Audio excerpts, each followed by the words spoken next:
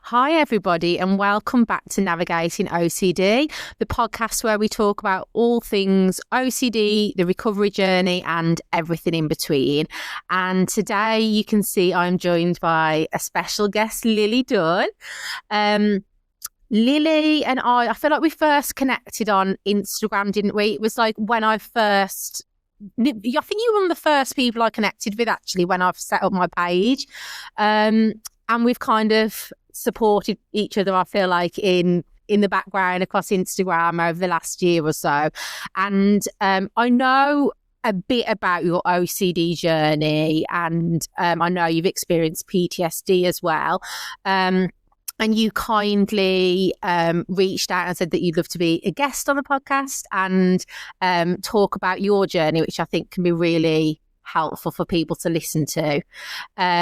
So should we start by setting the scene a little bit? Tell me a little bit about yourself and maybe when your mental health journey kind of started, or when you noticed that something wasn't quite right for you in terms of your mental health.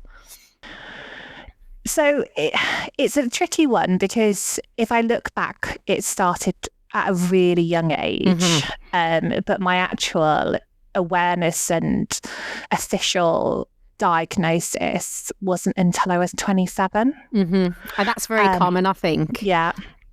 So it started, I think, any sort of OCD-like symptoms started when I was 10.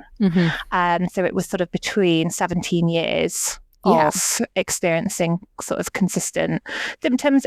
Sometimes they were worse. I went through periods in my life where things were worse than others. But yeah, it wasn't until I was 27, so that was in 2023, when I got formally diagnosed with both PTSD and OCD, and I got diagnosed at 2 different times. Yeah. So which one was you diagnosed with first? Was it OCD and then PTSD, or the other way around? No, it's the other way around. Okay. It was PTSD first, yeah. Right, okay. And going back a second, so I know you said, like, in hindsight, you can now see how OCD showed up when you were a child, and I kind of have got the same when I look back, and I know a lot of people write into me saying the same. So when you was a child, how was it kind of showing up for you? You don't have to go like into lots of detail, but was there little things that you noticed you were doing or worrying about in hindsight that you can kind of see with OCD now? Yeah, absolutely. So when I was 10, my dad was diagnosed with something called motor neurone disease. It's got a couple of different names, ALS, or, so that's when it started. And I thought at the time it was a response to what my family were going through. And arguably, to some extent, it was. But I felt terribly out of control. And with his motor neuron disease, he also developed frontal temporal dementia. So his personality of everything changed really quickly. And it made me feel very vulnerable. And so the first element, I would say, would be, if I go to the bathroom, I have to get into the bathroom, turn the light on, close the door before the extractor fan comes on. And if I can do that, then my dad won't die. Okay. And it was all about that ability, thinking that I had that ultimate power that you don't have. When I was walking home from school, if I stepped on the right leaf, it would mean my dad wouldn't die. And those were more, I kind of separate OCD sort of between physical and mental. I know people often will talk about just experiencing the mental side now too, but that was a huge contributing factor. And I think that that's the one that often has the most shame tied to it. So any element where I felt that, I was having bad thoughts, I would be replacing them with good thoughts or intense praying. So that all happened around the age of about 10. Wow. And was it almost like a response because of what your dad was going through? And like, almost, I feel like OCD makes us feel like we can gain some control somewhere. And to you, was it almost like, right, in a way, it's allowing me to gain control over that, even though it wasn't really? Yeah, I think so. And I also, I'm a big believer that I think some elements of OCD are genetic. And I think my dad had OCD, and even the way in which he managed his illness, he would be quite particular about some things or verbalize intrusive thoughts, and so I do believe it was my way of gaining control in a situation where I simply had none. But I also believe I was always kind of destined to have it. Yeah, I feel the same as well. Oh, do you? Okay. Yeah, I feel like in hindsight, I can see that I've probably always had it. Usually they say there can be like a traumatic event, such as like what you went through, or like a big change in life that can kind of almost bring it out of us. Yeah. But I think there's definitely a genetic element there as well. I would agree with that. Yeah. Yeah. So when did it get to a point? So I presume this kind of maybe carried on through your teenage years. Is that correct? And when did it get to a point when it was like, wow, something is seriously wrong here? And how did you find out that it was OCD? So it did carry on throughout my teenage years. I didn't know I had anything wrong. I just thought I was bad. And that was the story I told myself. And it settled down sort of as I entered my late teens, early 20s. I managed to go to university, loved that experience, got into my first sort of serious relationship, and was kind of just getting on with life. And then the pandemic hit. And there was something about the pandemic for me where I felt as if I was losing control again.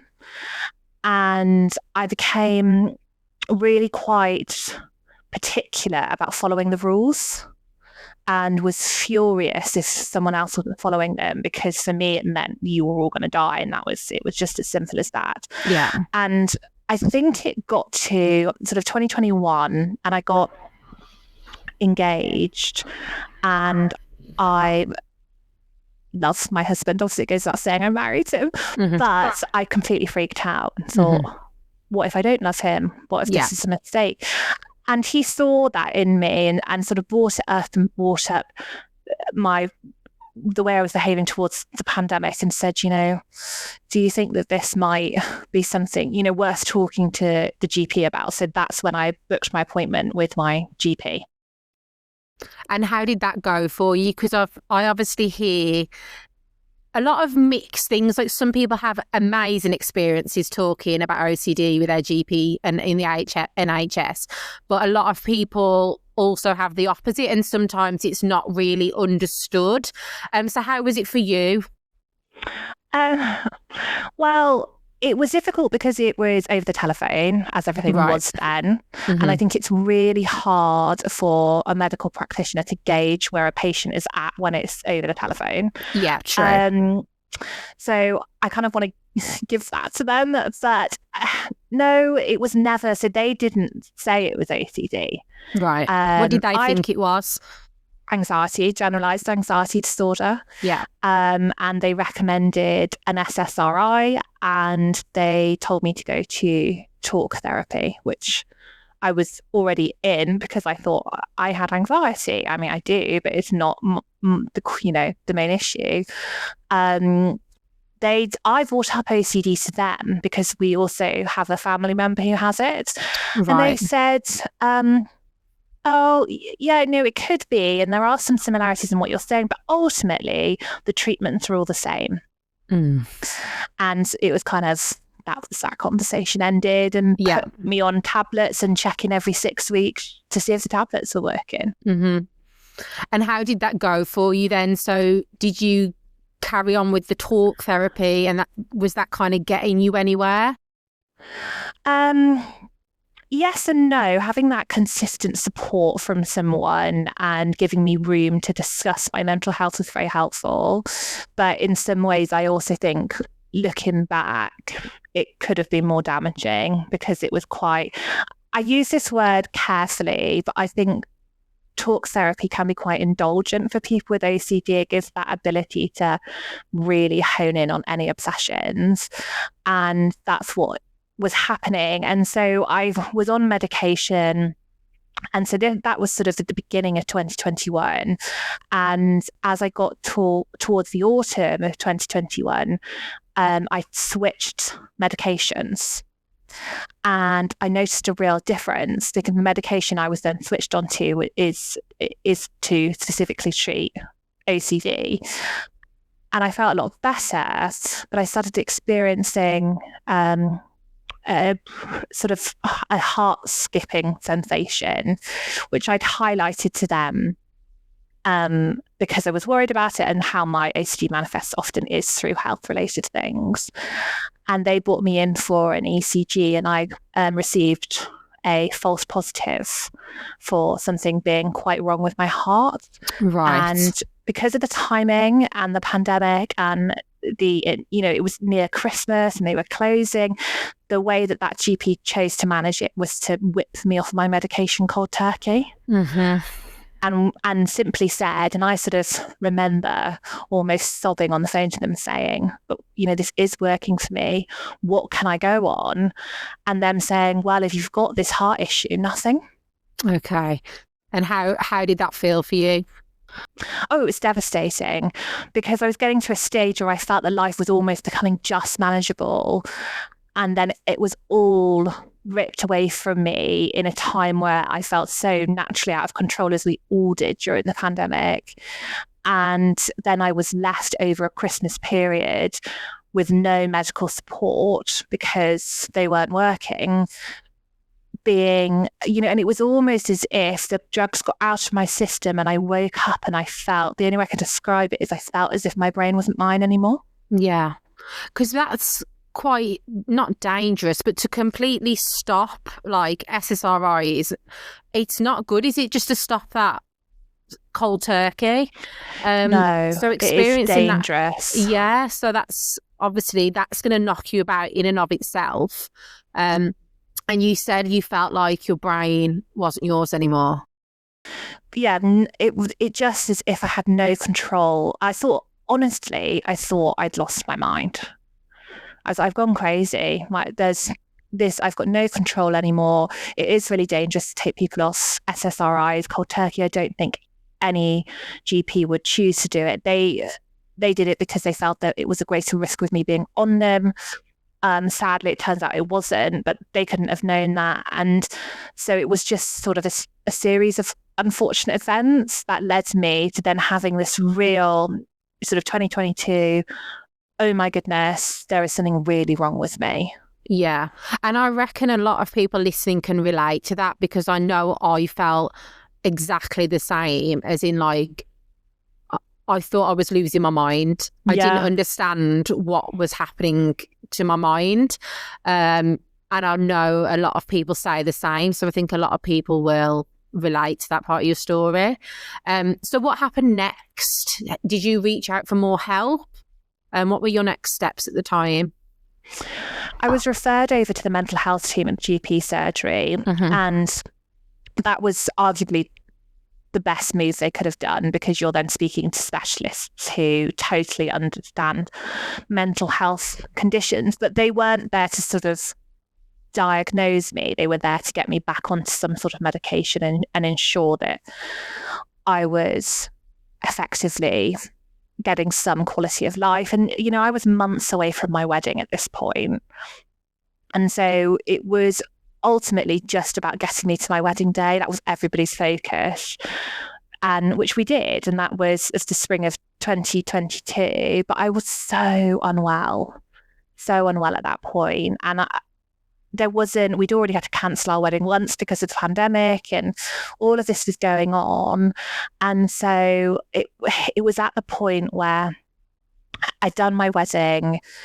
We'd reached the summer of 2022 and things weren't getting better. Mm-hmm. If anything, they were getting worse. The type of medication I was on was simply for preventing the feeling of anxiety. It wasn't any type of serotonin, enhance or anything like that.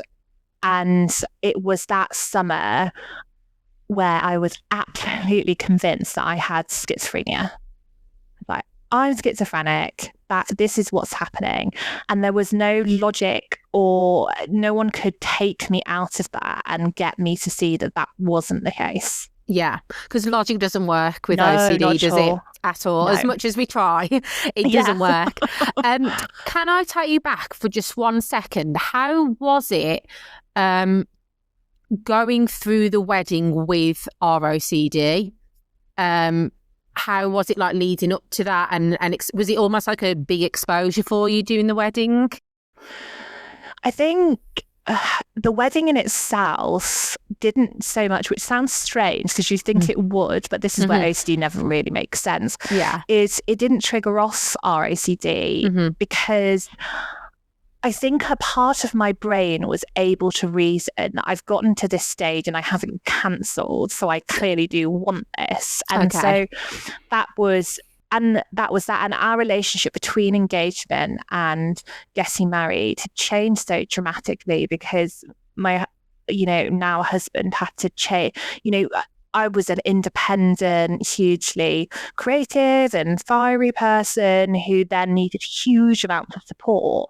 And I think seeing him step into that role for me was enough for me to quieten down that side of my OCD. My health OCD was terrible at that point. Right. And so that's what flared massively to the extent where I was convinced in the run up to my wedding, even during my wedding day, that at some point I was going to die. And then that evolved into schizophrenic OCD and being convinced that you had schizophrenia. Yes. And was that the kind of tipping point almost? So you referred to the mental health team at this point. Yeah. And is this the point that you felt like you got the most help, or was you still kind of trudging on for a while after this? No, I was trudging on for a while, and I have a fantastic, amazing, can't sing her praises enough best friend who is a nurse and actually sort of sat down with me, with my husband, and was like, your therapy's not working. You've been doing this now for a couple of years.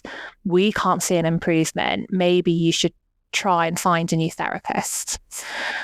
And at that stage, I thought, I'm pretty certain this, and I say this really carefully because I'm not undermining what it's like to live with generalized anxiety disorder. It's awful, but it wasn't just anxiety for me. There was another layer to it. And so I looked for a therapist that specialized in treating obsessive compulsive disorder. I just kind of thought, even if I don't have it, like it can't hurt to talk to someone who knows it. So I started seeing her in the August of 2022.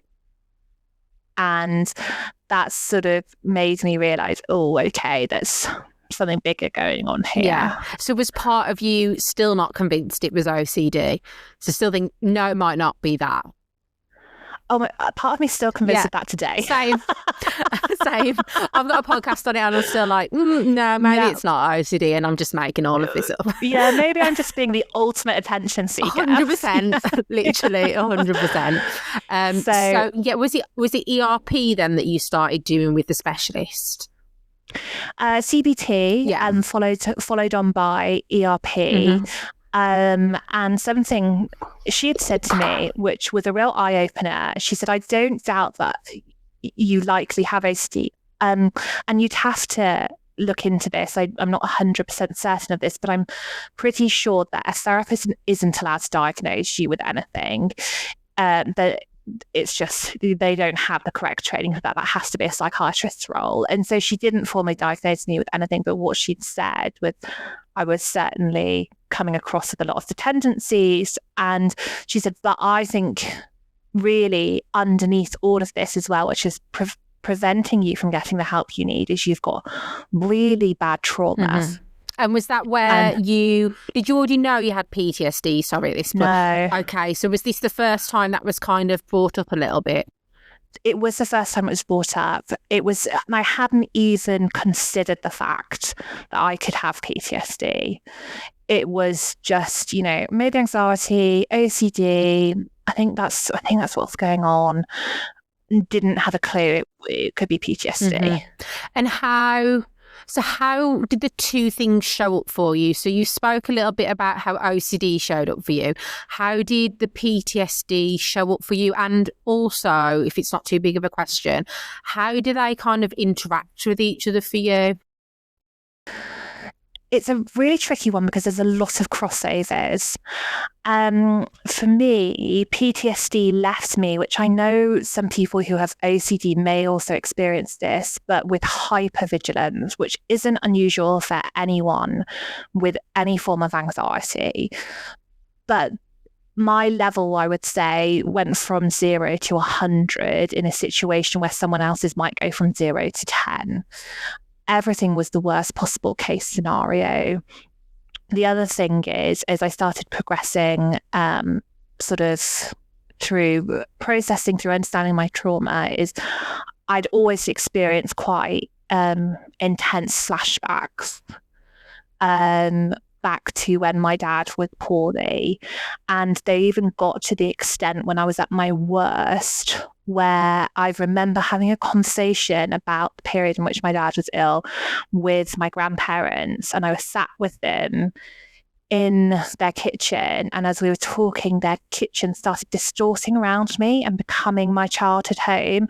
And I was able to know that wasn't the case, that, you know, it couldn't be true. But there was something going on in my brain where I was almost emotionally trapped between the past and the present. And I think the issue with that, and this is for my own personal experience, is that then there was a direct crossover between living that and having the health OCD and being convinced I was going mad, because it was evidence. It was direct evidence that my brain wasn't working properly. Mm-hmm. Yeah, it's almost, because OCD loves to find evidence, doesn't it? Loves it. So yeah, for your health OCD, that's going to be like, well, this is proof. This is proof that you are going mad. This is proof that perhaps you have got schizophrenia, etc., etc. Yeah, absolutely. So how did you and your therapist like navigate that? How did you did you split up the two when you was going through therapy? Did you kind of work on them separately, or was it together almost, if that makes sense? No, we separated them. Okay. And through the method in which you correctly treat both of the disorders, you're supposedly, I don't know what this is based off of, but you're supposedly meant to treat trauma first before you then approach the other elements you need to deal with, because until the trauma's gotten to a stage where the sufferer feels settled enough and safe enough, you're never going to be able to do work on anything else ultimately. Okay, interesting. So it was about getting me to a place where I felt that I could breathe and be present in my body to then go, okay, we now need to look at these obsessions and see how we can help them ultimately too. Yeah.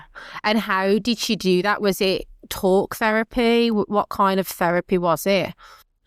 No, not talk therapy at all. I started then doing EMDR. Okay, yes. Yeah. I've heard of that. Is that that's the eye?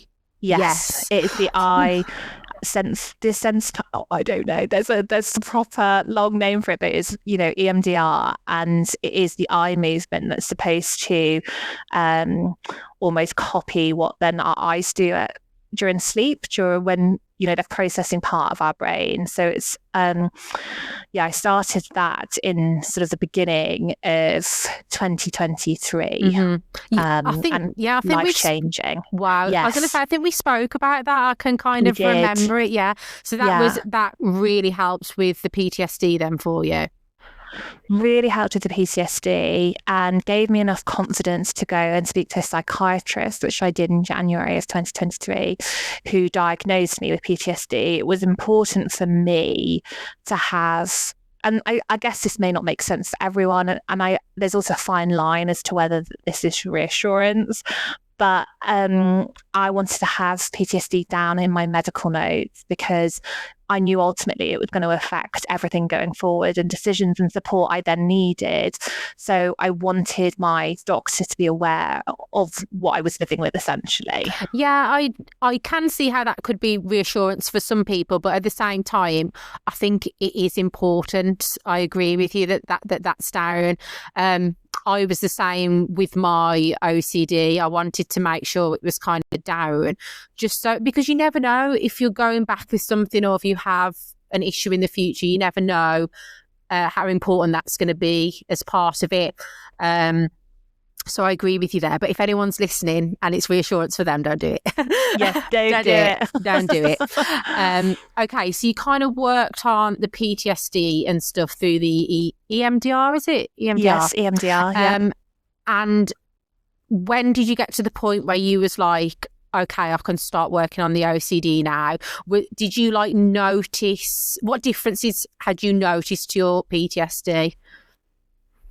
I'd calmed down. It sounds like almost like it's silly because it's just calming down. But it was sort of, I became not so terrified of everyday life.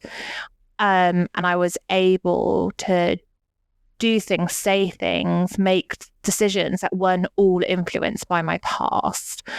But ultimately, I think what led me to then really tackling my OCD and getting a formal diagnosis of that was things really flared up again. And as it was sort of this fine balance, and I think people will find this if they're dealing with two different disorders that are equally as powerful, is that as one starts to quieten a bit, the other one may then get a bit louder. So because it hasn't been dealt with, it's been bubbling under the surface and needed the trauma to calm down for it to go, oh, I'm a problem too. And so that's what then happened. And it wasn't until sort of the summer that happened. And then I revisited a different psychiatrist and said, I've got PTSD, I've been diagnosed, but something else feels like it's going on here. And sort of explained everything to her very honestly. And I think it was the first time as well that I'd been super honest about what I was experiencing, because it's so tricky with OCD to it's so verbalize it. Yeah, and a lot of the themes depend on like the theme that the person's experiencing. It can be so scary, can't it, to actually admit what you're thinking, especially if it's telling you you've done something or you haven't done something, all this kind of stuff. It can be really, really scary to open up to someone about that. So the fact that you did that in and of itself is something like, obviously, you should be proud of. Thank you. So how did this therapist, did she get that and understand that was OCD, or he, sorry? Yes, so they were absolutely brilliant. Oh, great. And she was really experienced in diagnosing and successfully treating people with OCD. And she said to me, you've got a really severe form of OCD that you've had likely from the age of 10. And because of this, it's going to be incredibly treatment resistant because so much of your life has been spent with it, essentially. It's what you consider to be your normal. But what she did stress, which I think is so important for people who are sort of in the deep, dark depths of it, is that while arguably it is something that we're always going to have to learn to live with, you can get it to a stage where it is manageable and the majority of your life is not ruled by your OCD. And she sort of really put in a plan for that to be in place, and almost having someone say to you, this is the medication you're going to take, this is the therapy that you need, it will take between this time and this time to really see some benefits. If it doesn't, you're going to talk to me and we're going to find a different plan. And it was just someone essentially almost holding your hand and taking you through the route that is so unknown to you. And I sobbed on that phone call. I think it was the first time that I essentially felt heard and not judged, because that's what I was so petrified of the whole time with my OCD is that fear of judgment. If I tell someone this is how my brain is working, they'll think I'm bad, they'll think I'm wrong, they'll think, all of those things. And so that was ultimately, I see that as the beginning of me getting better. Yeah, 100%. So was it then ERP that you did with this therapist? Yeah. So that's when the ERP started, which for anyone who's just starting ERP, it is the worst thing. It is like, it's torture. It is torture. But I think it teaches us so much resilience. Like, yes, absolutely. We're so strong, and we realise what humans can actually, like the anxiety that we can actually sit with, and we don't have to figure it out all the time. Yeah, but it's so tricky, isn't it? When you first do it, everything in your head is screaming to not do it. Yeah. And it's so hard to get over that, because that's always there whenever you sort of tackle a new anxiety. For me, it is anyway. But it's that acceptance of going, okay, this is going to shout and scream and not want to. I say it's like a kid that, wants a parent's attention and the parent's busy at the moment. You almost need to acknowledge it and say, I can hear you, but I'm going to carry on what I'm doing and I'll get to you in a minute. Yeah, that's a really good metaphor. I always think of it as like a bully that's, talking to me all the time or telling me something that I need to do.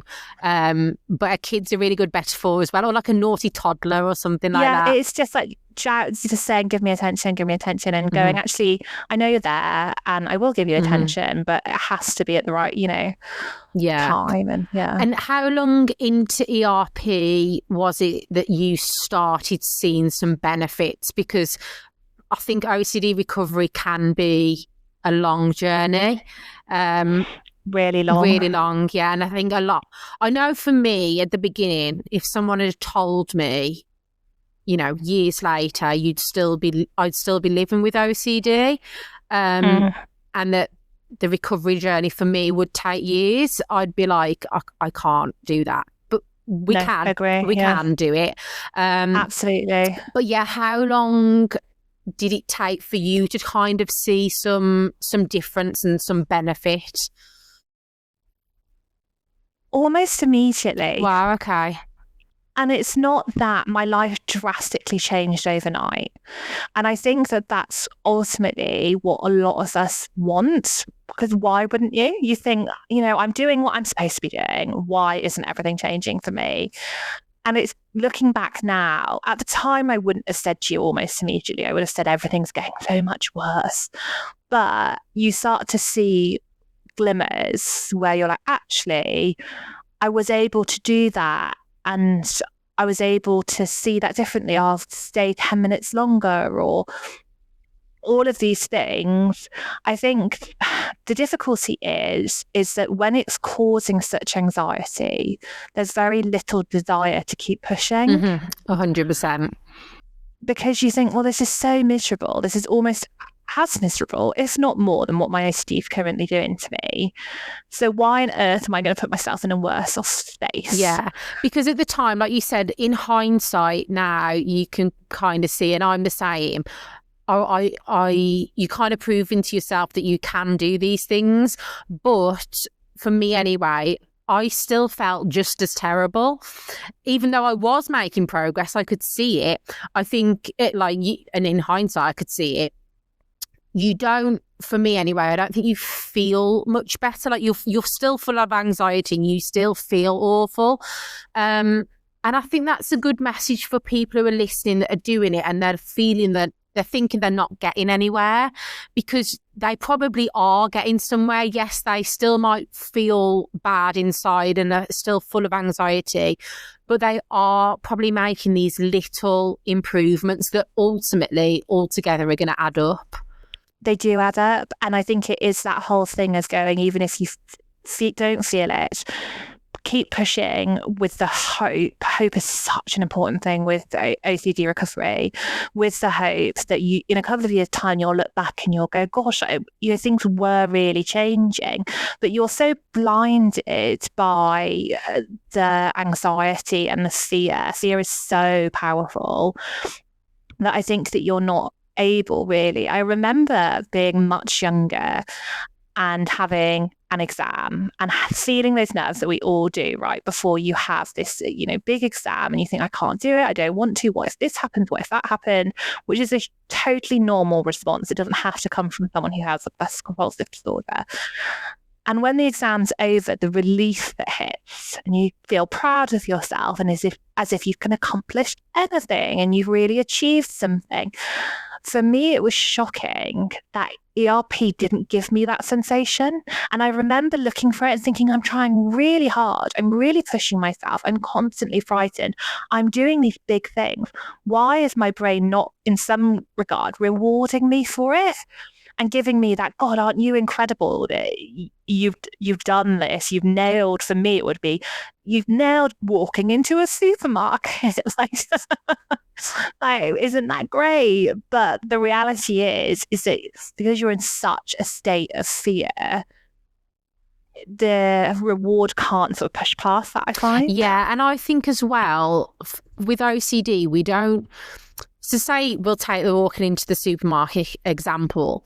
Like, we might do that, but afterwards we're probably hit with like a million what ifs that can last like days, weeks, months. So because they're still there and we're trying to obviously not answer those, I don't think we get that, like, congratulations, you did it, because it kind of drags out those fears. It does. It's not like running a race, you cross the finish line and you're done.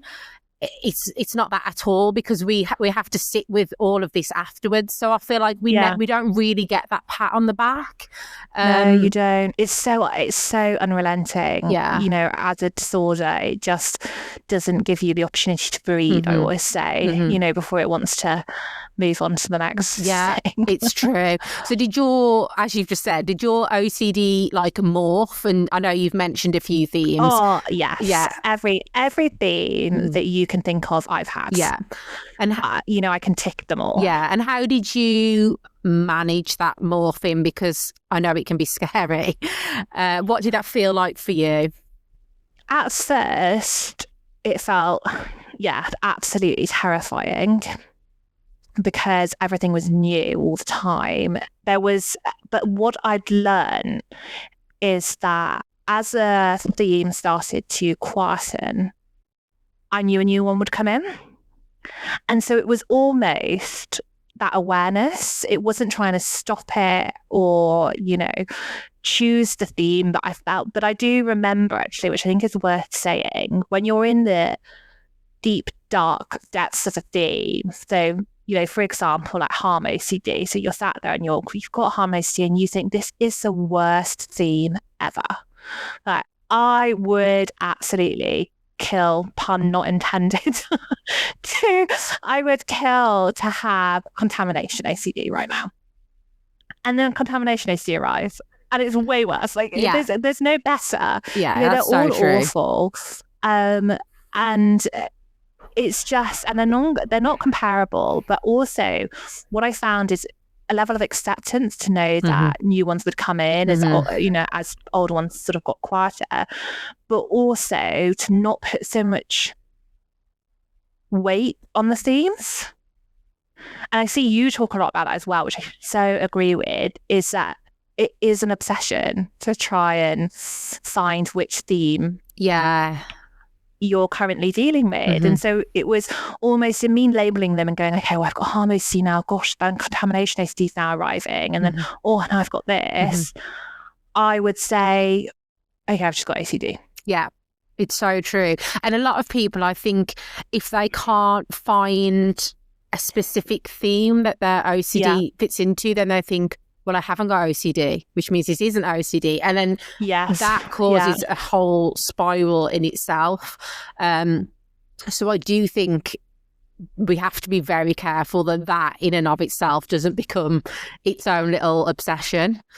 I know. And it's so tricky because you look for those moments where you can get peace for even a second, and it seems so normal that you want to be able to achieve that, even so that your loved ones want to be able to provide that for you, right? And it's so cruel to know that you have to do the opposite. I think sometimes it's even harder for them because all they want to do is offer you that reassurance. So that was another big thing, is then how do you, for me specifically, living with PTSD and OCD, my PTSD deserves reassurance at times because I have lived the worst case scenario, and there are going to be certain circumstances that I naturally find more triggering or frightening because of what I've lived. And they do deserve a space for my partner, my mum, my friends to say, God, that's really awful and you must be really scary and I want to be able to be here and talk to you about it. But in the same breath, like, there can't be too much of that, because then it starts heading down reassurance route for my OCD, which makes that much worse. So it's when it's the two of them, it's almost like this delicate dance. Yeah. How did you navigate that? Because I can see that would be really, really difficult. I mean, I still am. It's not, and I still get things wrong. Yeah, I still get things wrong. Not wrong. I think that's quite a harsh word to use because we don't ever choose to, we're trying to figure out and learn and all of these things. But I'd say that trying to separate the pair of them was so important for me. I know we just said about kind of like boxing in different themes is dangerous because you can then obsess about which element of OCD you have. In the opposite end of that, being able to successfully separate what's PTSD and what's OCD is, for me, so important for recovery, because they both need different attention, different treatment, different support. And there are days in which which is really common, is if I'm triggered and my trauma sort of really flares, my OCD responds. And so it's about, for me, trying to cut in and be a middleman before it has that opportunity to say, I can help with that. It's almost essentially me putting in that blockade and going, well, no, you're not allowed to help. Yeah. This is not your time. Yeah. You can sit back. So how did you manage that when you mentioned the reassurance? Obviously, being able to talk from the PTSD perspective, to be able to talk to your family and your partner about what you'd been through with your dad and things like that, but without it being reassurance. How did you kind of walk that line? Or was it just being aware of when the OCD was showing up and when it was more the PTSD side? I think it's very tricky, and it's taken years, especially for my husband, to know how to best support me, for my mum, for my friends, for my siblings. But it's what I would say is often it's saying to yourself, what's reasonable and unreasonable in this scenario. So I think a really great way to kind of, something my therapist said to me not that long ago, which I thought was brilliant advice, was if you have something medically wrong with you that's come up in your body, it is a reasonable response to want to go to the doctor and have that looked at. It is unreasonable then to not believe what the doctor has said. Granted, I need to put a little caveat, that's not always the case. Sometimes where you absolutely do need to advocate for yourself. But in most cases, if you've gone to the doctor for a specific issue, they've then told you it's not a problem, to then repeatedly ask for them to give you the same reassurance, ask your family members to, ask your friends to, that's when it's bordering on an obsession and it's crossing into the OCD pathway. So for me to, feel really triggered by a situation, and because it's flared my PTSD, like that's a normal response to having lived trauma. If it's then getting into the unreasonable, which is refusing to do something I normally would have no problem with, asking the same question on repeat, asking what I call a ridiculous question, things like to my husband, am I having a heart attack whilst I'm sat there watching TV with a cup of tea in my hands? Like, that's a ridiculous question. That's then bordering into a different line. And so it's a real team effort. Any form of mental health recovery, I believe, isn't just like something you can do on your own. It is this real team effort of them being able to help me differentiate the difference between the two and therefore what the response should be. Yeah. That makes sense. And how were they in like not giving you reassurance and things like that? Was it something they had to learn? Is it something you had to like tell them, you can't give me reassurance because of my OCD and things like that? Because I think that's a big thing for families. I know, like with my mom and my partner, having to tell them, when I'm asking such as a ridiculous question, like you need to learn to not answer it and things like that. So tricky. I think I'm not a mum myself, but I can only assume for a mum it must be so same impossible, because you're wanting to provide this child everything that could ever make them feel better, and you can't.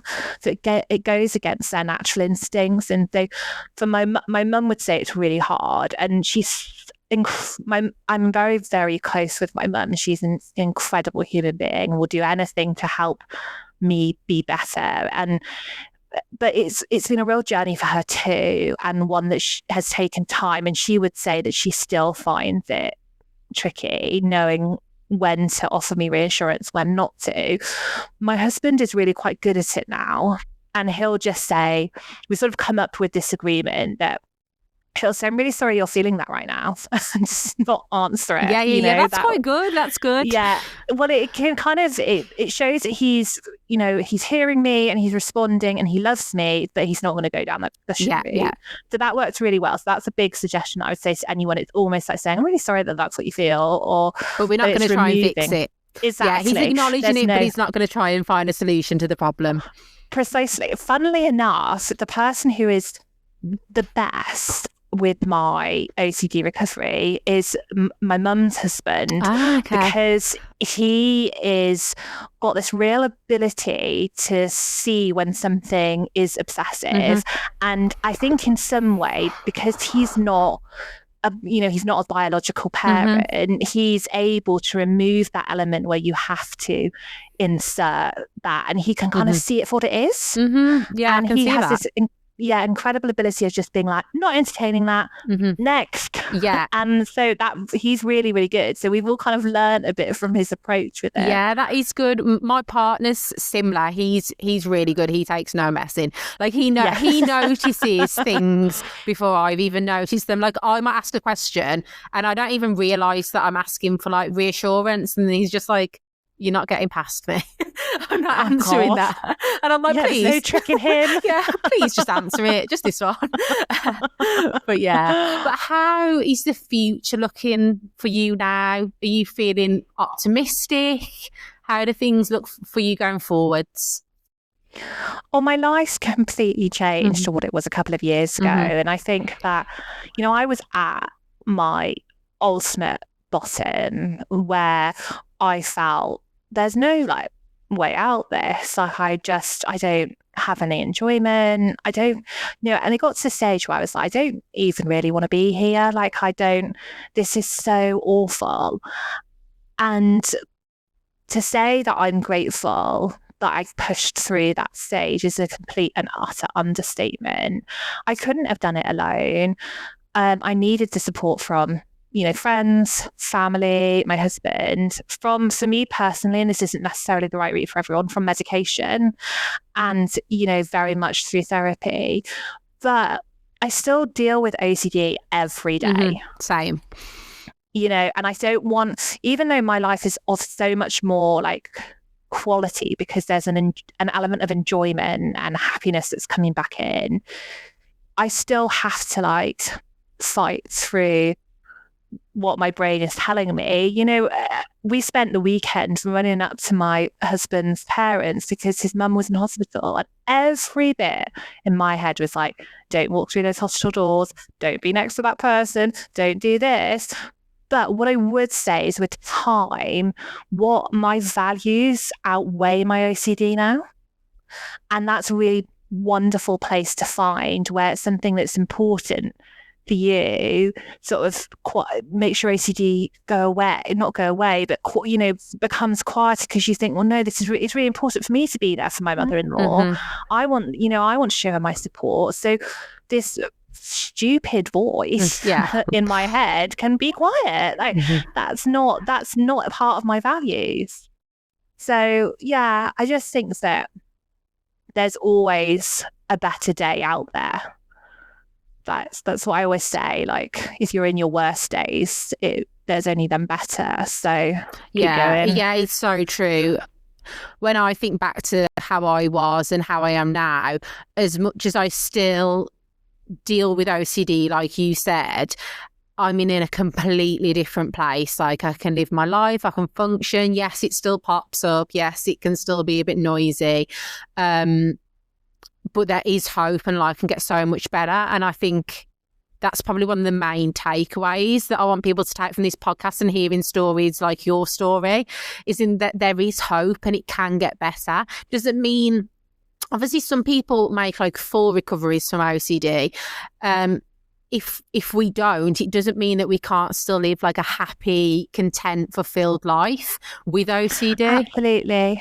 And, I think that's totally the case. And whilst I think that is all of our aims to get a full recovery, I never want someone who will listen to this and to think, oh, I'm not in the space they are. Like, how I can't see that for myself, because I am functional. Like, I am able to do the majority of the things that even a year ago terrified me. I was at the stage where I couldn't leave my bedroom because I was totally convinced I was going to die. Now I'll jump in a car for 4 hours and I won't think about it. Yeah, how incredible. Yeah, incredible. It is such a difference. But I think there's but I still won't want to do certain things.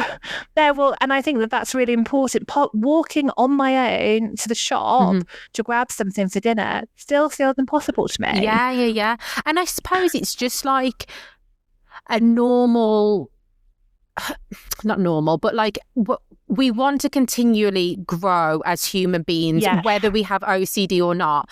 This is just an area, like with OCD, we're going to probably always have new things that we need to overcome, new things to work on. But at the same time, I suppose, still acknowledging like how far we have come. Absolutely. And not honing in on the things that still need improving. Like, don't ignore them. It's really important you work on them to get to a stage where they can too become easier. But in only focusing on what you can't do totally negates the hard work you've put in to achieve the things that you can. And so even if that thing is, for me, when I couldn't leave my bedroom, one of the things that felt, like an achievement at first and was an achievement was keeping my bedroom door open. And it can be, it doesn't have to, it's not going to be not being able to leave your bedroom, then doing a 4-hour car journey within a matter of a week. It's the little steps. Yeah, it is the little steps that then get you to that stage. And that stage does come, but it's patience, it's time, it's perseverance. And I think people with OCD are some of the most determined people I have ever spoken to. Yeah. I agree. I always think people with OCD are literally like, not to blow my own trumpet because I have OCD, but I'm we're like superheroes. Like, we are. Yeah, we really are. I'm like, people don't realise like the little battles that we're constantly going through and achieving all the time. I think we are so strong. Yes, I agree. I agree. So you mentioned just as well about like walking to the shops. Is this something that you're working on at the moment? It is something I'm working on at the moment, which is, just goes to show that the ERP doesn't just happen overnight. No. And it makes, to someone who hasn't got OCD, it will not make any sense. I can go and walk into a hospital to visit my mother-in-law 5 hours away, but I can't walk to the shop over the road. it doesn't make sense. There is, and But this is where logic doesn't OCD apply. makes no sense, does it? Precisely. And so, it will start off as, okay, well then just walk to the doors by yourself. Okay, just walk in and stand in the shop for 5 seconds by yourself. Now go into the shop and walk down one of the aisles. It's all about doing, but my hope is that in several months, if not, in maybe years' time, that something like that to me will be what leaving the bedroom was for me. It all kind of, I think the hope's there now because something has changed. And that's what I would say when you can't see the changes yet. It's so tricky because you don't have the belief that anything, will. But it does. It just takes time. It does, doesn't it? And the word hope that you said, I think is so important. I remember feeling hopelessness, and I'd never ever. I realised I'd never felt true hopelessness until that moment, and it was just like, I'm laughing now, but it was the most horrendous feeling that I had ever felt. But still, there was still a glimmer of hope somewhere. And you've got to cling on to that, don't you? I think that's just such an important part of the journey. Just clinging on to the tiny slither of hope that is there. Yeah. And, and if you can't, because sometimes we can't hold on to it, it's about finding someone who can hold on to it for you. And so true. And that doesn't have to be if you're not married, if you don't have siblings, if you're not close with your family. That can be in a relationship of any form. It can even be through speaking regularly with a therapist. They will continue to hold on to that hope for you. Yeah, that's so true. And so it's almost like trusting that someone has it if you don't. And so when I was in my absolute darkest, I'm very fortunate to have a supportive family and a husband who did hold on to it. And I just would turn in complete despair and be like, I can't do this. And all they have to say in that moment is, I've still got the hope, I'm holding on to it. Yeah. And so, it is about sharing the load as well, not being silent about it. Yeah, you're so true. Okay, so I want to start ending this podcast by asking my guests what they would what piece of advice would they give to themselves at the start of their mental health journey. So if you could give your past self just one piece of advice, what would it be? Oh, that's so tricky. Sorry, I put you on the spot. No, not at all. I think that the biggest thing that I wish I could go back and say to like the little version of me who felt that she was bad and wrong is that, you've got a disorder. I just wish I wish I could give that information at a younger age and say, you've got OCD, share that, speak about it, don't silence it. There's so much stigma that comes with mental health, especially with OCD. And I just think that, my biggest advice to myself, to anyone who has a mental health, disorder, don't be quiet about it. Talk about it. Yeah, I agree so much, because if we hear someone else going through what we're going through, it does, like we were just talking about hope, it can give you that slither of hope. And, we can kind of look to other people to see, they've created the path for us, and we can kind of see a bit of a path ourselves when sometimes we can't see it at all. But thank you so much for coming on